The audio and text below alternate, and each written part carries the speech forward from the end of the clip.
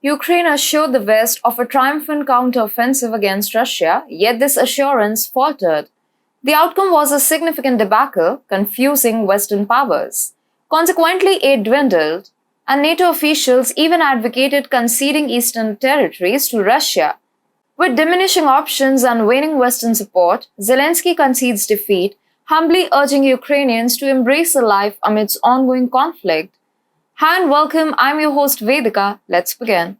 On September 30th, 2022, Russia unilaterally declared the annexation of territories encompassing Donetsk, Kherson, Luhansk, and Zaporizhia Oblast. Preceding this, Putin had recognized the autonomous status of self-proclaimed Donetsk and Luhansk republics in the eastern Donbas region, shortly before initiating military intervention on February 24. The southern Kherson region and portions of Zaporizhia were seized by Russian forces in the initial stages of the invasion. Even when limited to the regions under Russian control, approximately 90,000 square kilometers or 15% of Ukraine's land, this annexation stands as Europe's largest since World War II. Notably, this event occurred 7 months into the invasion and shortly after Ukraine's Kharkiv counteroffensive commenced, less than a month prior. Faced with territorial losses, President Zelensky of Ukraine embarked on a bold strategy of reclaiming the annexed regions from Russia, thus initiating a counteroffensive. However, this endeavor encountered swift setbacks.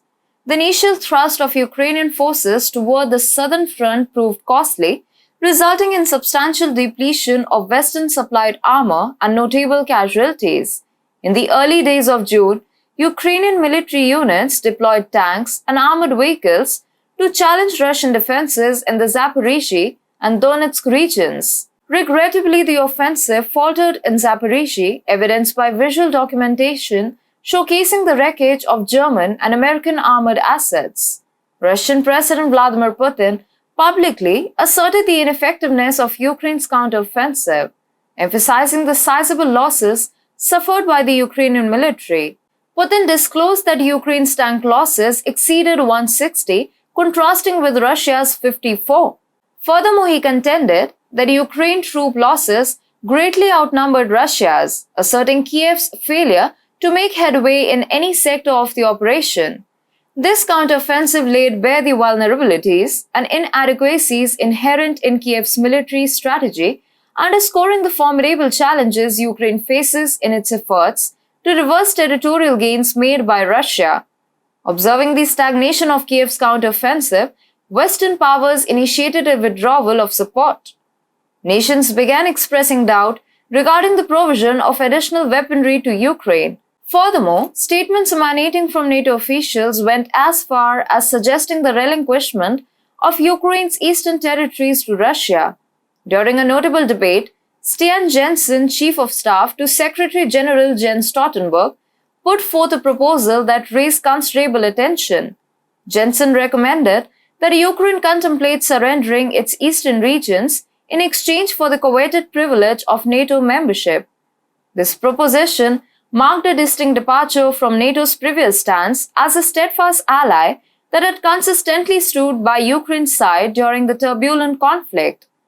The suggestion to abandon territorial aspirations encompassing areas such as Donetsk, Luhansk, Kherson, and Zaporizhia, which had symbolically embraced Russian affiliations post-referendums, resonated significantly within the Ukrainian government. This shift in Western discourse from offering military support to endorsing territorial compromise underscores the complex calculus surrounding Ukraine's struggle for both territorial integrity and international alignment. In a recent interview, President Zelensky made a striking statement, drawing attention to Ukraine's future amidst the ongoing conflict with Russia. Zelensky's assertion, presented during an aired interview, emphasized the necessity for Ukrainian citizens to adapt to a coexistent reality alongside the conflict, citing parallels with Israel's approach to prolonged conflicts. Zelensky conveyed his perspective that Ukraine should acknowledge the possibility of eventual isolation, as allies might disengage due to internal considerations or electoral outcomes. Drawing a parallel with Israel, Zelensky underscored the importance of adapting to protracted conflict without incurring substantial human losses. This assertion follows Zelensky's prior attempts to secure F-16 aircraft from Western nations, as well as Kiev's multiple unsuccessful bids for NATO membership. The diminishing Western support appears to have compelled Zelensky to a pivotal decision, reflected in his plea to the Ukrainian populace to come to terms with the persistent state of conflict.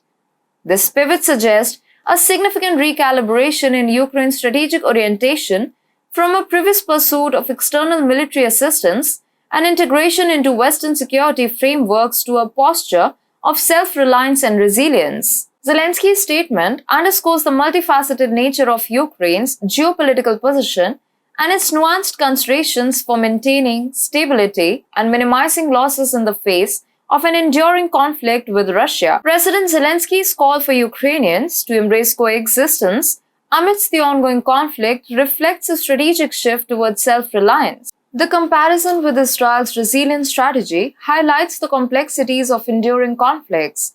As Ukraine navigates its path forward, the balance between geopolitical aspirations and the realities of the conflict will continue to shape its trajectory.